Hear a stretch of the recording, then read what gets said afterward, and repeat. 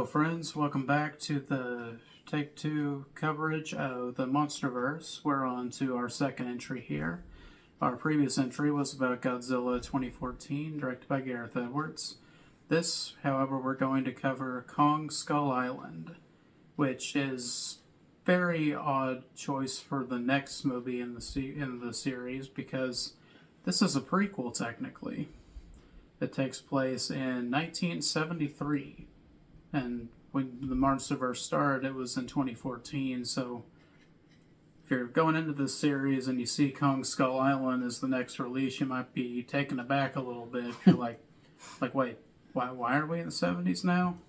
Kind of confusing, but anyways, so just wanted to tell you that ahead of time because this is a very different animal of a movie that is very, very good, different in a good way, I would say. Like, different than Godzilla.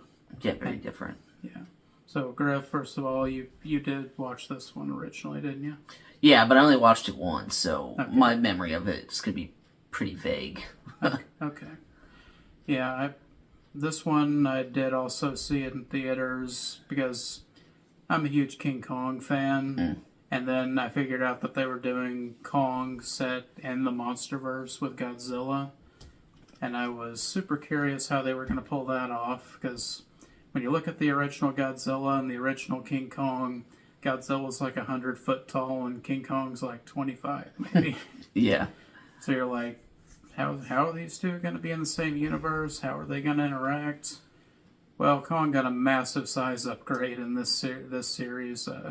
Even bigger. Originally, there was the King Kong versus Godzilla film from the 60s that was, two guys in rubber suits fighting. That was like the first time that they ever did a crossover like that. So this was the first time since then that had happened, that they were in the same universe, which was pretty neat. Yeah. And is it just me, or is it kind of yellow? Why is there like a lot of yellow light here? Is it just me? I see black light, but that's because of my sunglasses. I don't know.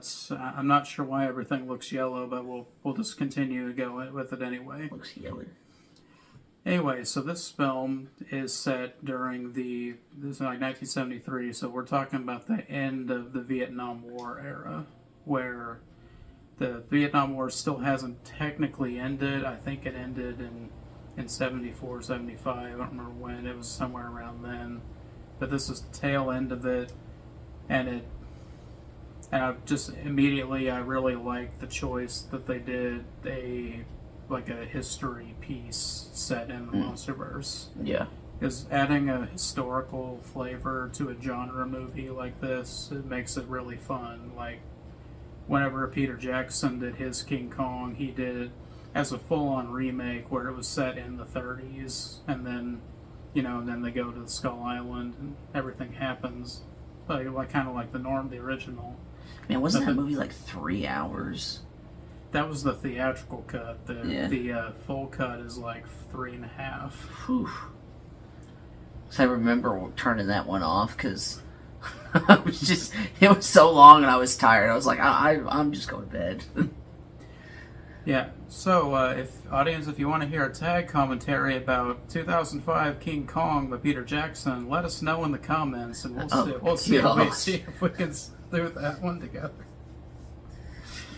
That'd be a long day. I don't know. I don't know if I'd want to do that for tag commentary. Yeah, because that'd be the one time you have like the most issues with, and then if we had to redo it. Yeah, if we didn't get it right the first time, I would just say no. We're not doing it. That'd be a lot of editing. So much editing. Yeah. Anyway, we're not talking about 2005 Skull Island. We're talking about 2017 Skull Island now, and it's very different. First of all, geographically, it's very different because in original King Kong story, when they go to Skull Island, it's in the Atlantic Ocean, like somewhere not quite in the Caribbean, but just an uncharted island somewhere out in the middle of the ocean. This one is different because it's set in the Pacific. which kind of ties in with like Godzilla and all the nuclear testing and all of that. So it's all like in the same area of the world technically. Yeah. Which I think was an interesting way to connect it. And with it being in the Pacific and on that side of the globe, and the time period that it was in, there being U.S. soldiers that were over in Vietnam and surrounding territories makes sense when they're assembling a team to check out this uncharted, well, supposedly charted, mysterious island out there. And the government is doing it, so you know that they're not telling them everything that they're doing. They're like, oh, there's just an island out in the middle of the Pacific Ocean. We're just gonna go there and see what's there, and take some soil samples, and then just be on our merry way. Yeah, should be like a fun 3-day weekend. Needless to say, it doesn't end up being that. It's Skull Island, basically no matter what version you're in, it's not a place you want to go because of how dangerous it is. I mean, they call it Skull Island for a reason, because go there, you've got a 99% chance of dying from all the wildlife, overly sized insects. Yeah. Oh God! Don't get me started. Don't get me started on the bug pits. Yeah, that movie that terrified me as a kid. But yeah, and what I like about this is like, okay, it's kind of a familiar story. It's similar enough to the original premise for King Kong, where there's an island and they're wanting to go document it. And the original one, it was him shooting a movie, like to document the island's existence. And I don't think they knew about Kong originally. I think that was like one of the fun surprises they found there. Yeah. But yeah, so they get a military escort. Then I gotta say, this cast is crazy that they assembled for this movie. You got Sam Jackson as the colonel, who's the leading the military party. You got Tom Hiddleston as the mercenary that's like a tracker that they hire to help them with the unknown terrain to be able to navigate safely. I mean, you got John Goodman as the Monarch agent, I don't know if he was the head of Monarch. I'm trying to remember what his relationship was exactly, but wasn't Brie Larson? Brie Larson was in it. She was with she was like a photographer, right? Yeah. She was a war photographer. War photographer with the military unit. Yeah, stationed with them. So she kind of came along for the ride. And there's a lot of interesting, like, if you like Vietnam era stuff, there's a lot of like subtext, political stuff they're kind of saying in this movie without really saying it. Like, there's one part where it's Sam Jackson and her talking, and she's like, all I'm taking into this place is a camera. You guys are taking in a lot of military hardware and all that. And then Sam says something like, in your line of work, that camera is more dangerous than any gun I can carry. Yeah. Because of all Vietnam was like that was the first televised war where you saw like all the carnage that was happening over there, and that's what turned the U.S. against it, and why we had to pull out was just like morale for it. Nobody wanted to be there, so yeah. I just like movies that have just a touch of flavor, like that have some commentary without it being beating you over the head with it, Yeah. Like something simple like that is a really cool idea. So we have our group together. We got the military, we got the photographer, we have the mercenary, and then we get to Skull Island. And I gotta say, Skull Island's beautiful in this movie. Like, it looks pretty good. I love the photography. Jordan Vogt Roberts is the director. I'm not familiar with any of his, I haven't seen any of the other of his movies, but I really just like how he directed this, how he did the color grading. Like, everything felt like the 70s, where it was at And I mean, he's inspired by some movies. You can tell, like, definitely Apocalypse Now, like, because that's one of the most famous Vietnam era movies. Yeah, that shot when you see like the helicopters coming up like that, that's definitely. Yeah. And speaking of helicopters, we get to maybe the best scene in the movie, even though it's really early in the movie. But you see them in the helicopters. They're dropping these little bomb things onto the jungle down below. They're doing like seismic readings and stuff because it's making like echolocation type thing. But and it's like really cool. One of the guys has a radio. He's blasting Black Sabbath while they're flying over doing that. Yeah. All these cool shots of the helicopters. And then, holy shit, a tree is flying right at them, goes right through a helicopter. And then that's when because everything's super fast paced, and then that happens, and it like slows down into slow-mo for like a minute. Like, yeah. And you see everybody's reaction to it happening, and then you see that shot of the sunset, and then you see a giant creature standing right in front of the sun, just threw the tree at you. And you're like, that's Kong. And he's a big boy in this series. He's no 25-footer like the original. He's in this movie he's like 100 feet tall. Yeah. Like this. It makes me question the logistics of a creature that big living on an island, but you just accept certain things like that. You're like, it's fine. But yeah, that scene, and I really like the music in this movie. I mentioned the Black Sabbath track playing over the helicopter scene. They do play some songs you're gonna hear in a Vietnam era movie. Like there's a CCR song, there's a Jefferson Airplane song, but then the Black Sabbath one, I was like, oh, that's cool. I don't remember ever seeing the Vietnam era movie that had a Black Sabbath song in it, which is a nice change to something I didn't expect. But so shit hits the fan pretty fast when Kong shows up, tears right through the military unit, destroys their helicopters, everybody gets scattered all over the island. It's just pandemonium, and nobody knows what's going to happen next, and a lot of people get killed or eaten by Kong. And then that's when you get this one shot, which arguably is probably my favorite shot too, is whenever Kong like stamps down on a helicopter, destroying it, and it like catches on fire, and the fire goes up by his face, and you see this standoff between Sam Jackson and him, like staring each other down, and you can just see like the pure hatred in both of their eyes looking at each other. Did he ever drop the F-bomb in that? Because he always says mother flavor and something, and I don't remember if he did or not. He can't remember. The funny thing is, this is a PG-13 movie, so he could have said an F-bomb, but he's going to say it, and then he gets killed. Yeah. This movie does have an F-bomb in it, but it's not by him. It's by a character we haven't met yet. Character we're about to meet after the disaster happens.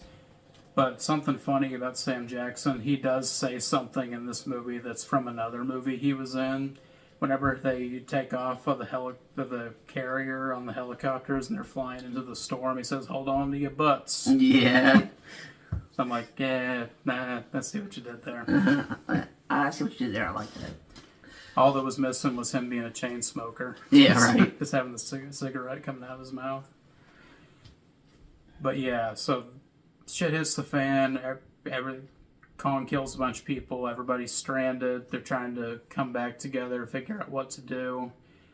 And you can just tell that the Colonel is like he's probably has a lot of PTSD, goes through the war that he's fought, because he was fought in Vietnam for several years, and it all kind of comes to a head in this story where you see his men getting killed, mowed down like that, and you see his Kong as the enemy that and it becomes a mission of him to kill Kong, like to avenge his soldiers that died, and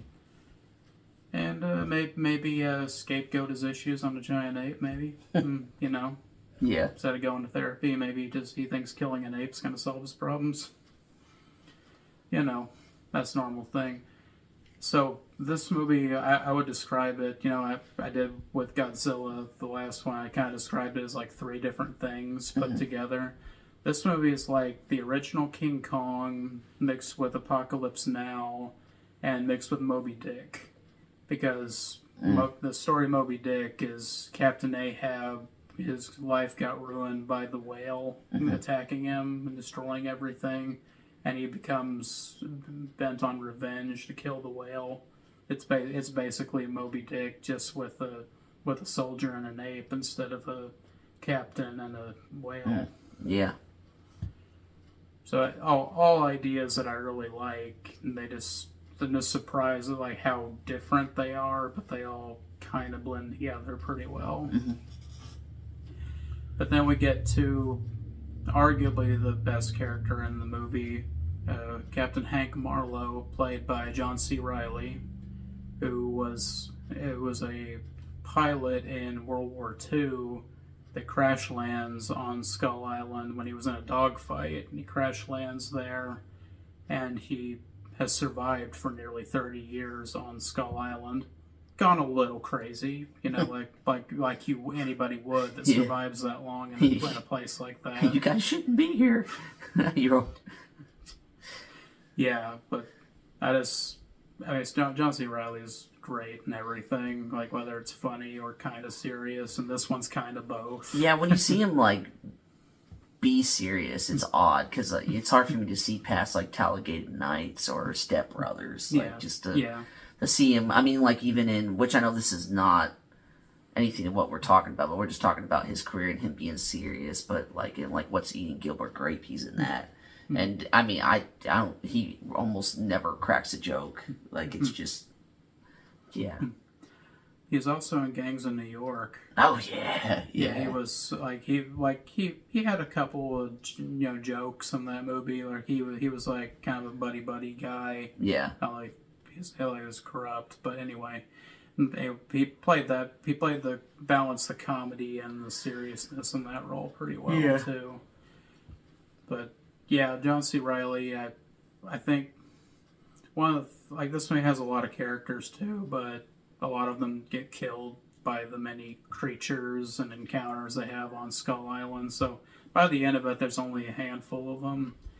But I do like his character a lot, and him being a fish out of water character, because he's like, when he sees these soldiers, you can tell like they're Americans, and he's like, hey, the war, did we win? Yeah, then also you got his ending when he gets to go back to his family. I love that. Yeah, that was I like that. That was one of those things that I liked about that they added, because they didn't have to add that in there, but they did. Yeah. And I don't think they've ever done like a comic book story of this, but I would love if they did the story, because he starts out the movie that he's in the dogfight and he crash lands on the island with the Japanese Zero pilot that they eventually become friends. Yeah, that they survive together on Skull Island, and he says that he became my brother. Yeah. And then the villainous creatures of the island that's you talk about in a second killed him, and he has his grave, made a grave for him, and he said we promise to never leave each other behind. And it's like, this is kind of a silly monster movie. He's bringing a little gravitas to it. Yeah, I like that. Yeah, then I think he kept his sword too. Yeah. He kept the katana or whatever it technically was. I wasn't for sure. I was like, I'd have to look it up. It's not like a normal katana, but it's something like that. But anyway, I really like that element of the story. The happy ending he gets when he goes back to the world finally after all these years and meets his son, who was like a newborn when he crashed, and then he's an adult when he gets home. Yeah. Which is really cool that actor who plays his son actually played him in the flashback, too. Oh, really? Which I always think that's cool. I didn't even notice that. I think that's cool when they do stuff like that. Yeah. They make him look different enough that you can tell that it's a different character. Yeah. But I just noticed that, and I was like, oh, I noticed that. That's cool that when they can use an actor for more than one role. Yeah. Like that. They also did that with Toby Kebbell in this movie, who is Sergeant Chapman. He's the dark-haired, skinny guy that's kind of like the lieutenant to Sam Jackson, who gets separated and is out on his own on Skull Island. So he plays Chapman, but he also does the motion capture for Kong for the movie. Okay. Which is really cool. And before he played Kong, he played Koba in Dawn of the Planet of the Apes. Oh. So he said he's done a lot of interesting roles like that. So it's kind of weird that Toby Kebbell, even though he was up and coming, he gets killed off kind of unceremoniously in the movie. Yeah. But then when you realize, oh, he's also playing Kong, he gets a good amount of screen time between those two roles he plays. So now we kind of give a backstory on everything. The villainous creatures, because there's got to be a villainous creatures in these movies. In Godzilla, we had the Mutos, and this one we have the Skull Crawlers, which are these really, really bizarre, snake lizard things. It's halfway between a snake and a lizard, where it's got the front part of a lizard, but then it's got a tail. It just has two arms, and then a giant tail behind it, where it's just really bizarre looking. Apparently, it's based on a creature from the original, 1933 King Kong. Yeah. There's a little claymation creature that's in one part where it's just like a two-legged lizard climbing up a wall. Apparently they took that as the basis, and then this made the skull crawlers out of them. I thought it was pretty cool. And then we got a parallel storytelling between this one and Godzilla. The Mutos, I don't think I mentioned it in the Godzilla section, but the Mutos actually killed one of Godzilla's species in the past. That's the skeleton that they find. And in this movie, the skull crawlers killed Kong's parents. Okay. And so that's why he's the last of the apes on Skull Island, is because of the skull crawlers. Okay. So it's personal for him. He's trying to kill these things and stop them from taking over the island. Which, simple stuff, but I think it's done well enough that it doesn't matter. It doesn't have to be super complicated. Yeah. With a monster, you want to give them a little bit of personality, a little bit of so you can understand them, but also them not being too human. Just we can understand being orphaned and just wanting to kill the things that did it. So so that's an easy enough motivation to understand. So we got that storyline going on with Kong and the skull crawlers rising up, trying to take over the island, and him trying to keep them in check, while the Sam Jackson storyline is going on, where he's wanting to get to the military equipment from on one side of the island so he can use it to kill Kong. So it's really interesting that these two plot lines are going on at the same time. Kong didn't really give the humans a second thought. He just shredded through them and then just went about his day. Because that's kind of normal for him. Just a fight happened, he won, he left. That's kind of how he deals with things. But then, well, I wouldn't think anything survived that either. It's like a bunch of mosquitoes or gnats swirling around you, and you're just just scale-wise, that's probably what we'd be to him, be like a mosquito. Yeah. Something. But skaters. Yeah, so then they got the human characters that aren't with the Colonel that want to.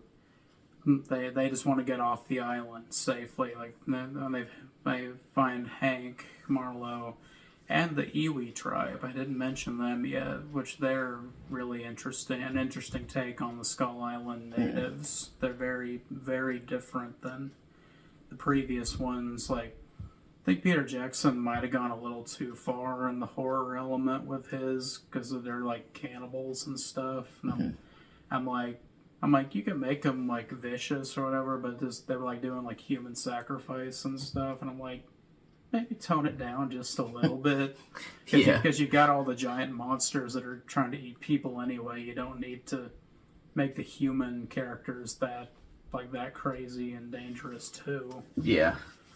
But this one, I just like it that they're basically like pacifists, so they just live in a small village at the center of the island. I think it is. They built a wall to keep most of the creatures out, and they basically hid the entire time almost. Yeah, and they don't speak basically. They've learned to communicate non-verbally so they don't alert predators of their presence, so they can move about the island unseen. Yeah. Which is a pretty cool idea. But again, really, really simple storytelling that, Hank and the Iwi tribe befriended each other, and he's helped them out in what ways he can. They help him out, and it's just nice to see two people from such different worlds working together like that to survive. Yeah. Kind of like the story with the Zero Pilot, too. Yeah. But, so we're gonna move into the climax here, so we can I don't want to be here all day talking about the one. Turn your phone to silent or I'll shove it so far up your you'll have to answer it through your No, easy now. One movie. But, we get to Sam Jackson has set a trap for Kong, and he's gonna use napalm, burn him alive, like poured napalm into a lake and luring Kong into it, and then lighting it on fire. Where I was like, I'd probably do it, Yeah, it's not a bad idea. Even though he's a giant creature, napalm kill just about anything. Yeah. Unless you're Godzilla and you have like Wolverine level healing, but that's a different creature altogether. Yeah.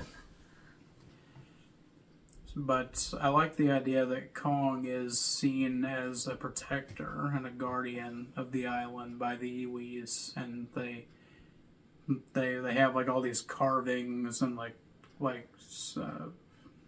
hieroglyphic exactly, but like artwork of him that they made on the metal pieces that they've scavenged. And they have him there, and then they have the skull crawlers, and like tells the story of Kong battling the skull crawlers and protecting them. Is really a cool idea. That, of course, when Sam Jackson uses the napalm on Kong, it does hit him with the napalm, and he catches on fire, and it hurts him, but it doesn't finish him off, or he gets out of it before it could finish him off.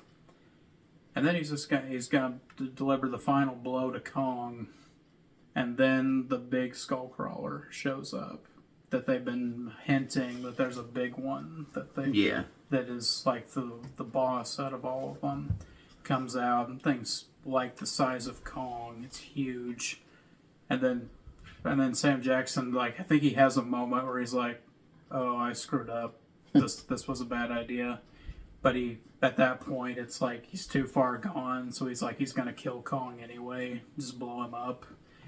And that's the moment where he says, "Die, you mother," and then Kong crushes him. I was like, "Oh, you almost got it. Almost. John C. Reilly actually gets the F-bomb of the movie, but I won't spoil it because it makes the scene very funny when he does it. Yeah. But yeah, Kong fights the big skull crawler, and the humans help him out the best they can. Through the combined forces, they end up winning, and a few of the humans die, but most of them get to safety, which a pretty nice ending, you know, considering a King Kong movie normally ends with Kong getting riddled with bullets and dying. It's kind of nice to see an ending where Kong actually lives. Yeah. And now his homeland is not entirely free of skullcrawlers, because there's other ones that show up later on in the series, but the big one, the one that was a threat, is dead. So he gets a slightly more peaceful life going forward. So, do you have any other thoughts you want to say about this movie, Grif? No. Okay. Then we're going to move on back to present day 5 years ago, 2019, with Godzilla, King of the Monsters. Stay tuned. We'll see you there.